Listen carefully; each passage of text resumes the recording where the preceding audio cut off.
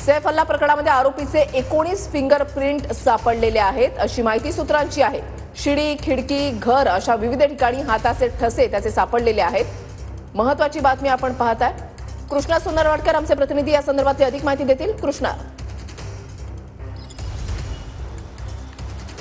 वृषाली, या सगळ्या प्रकरणामध्ये आपण पाहतोय की आरोपीच्या अटकेनंतर सगळे पुरावे जे आहेत ते जमा करण्याचं काम पोलिसांच्या माध्यमातून सुरू आहे आणि सैफ अली खानच्या घरामध्ये ज्यावेळी हल्ला करून आरोपी फरार झालेला होता तेव्हा जे काही सीसीटीव्ही फुटेज समोर आलेलं होतं त्यानुसार फॉरेन्सिक टीमनं संपूर्ण घराची छाननी केलेली होती आणि त्यानुसार घरामध्ये अनोळखी व्यक्तीचे जे हाताचे ठसे आहेत त्याचे फिंगरप्रिंट वगैरे सगळे शोधण्यात आले। या दरम्यान घरामध्ये त्याचबरोबर खिडकी आणि जिन्यावरून ज्या उतरलेला होता त्याच्या आजूबाजूला असणारे 19 हाताचे ठसेंचे जे आहेत ते पुरावे आरोपीचे सापडलेले आहेत। फॉरेन्सिक टीमच्या मदतीने हे सगळे पुरावे जमा करण्यात आलेले आहेत। त्यामुळे आरोपीच्या विरोधामध्ये येत्या काळामध्ये खटला चालवताना हे भक्कम पुरावे म्हणून त्याची गणती जी आहे ती कोर्टामध्ये केली जाऊ शकते आणि कोर्टामध्ये ज्यावेळी हा खटला चालेल त्यावेळी आरोपीच्या विरोधात हे सगळे पुरावे प्रत्यक्षात पोलिसांच्या माध्यमातून मांडले जातील।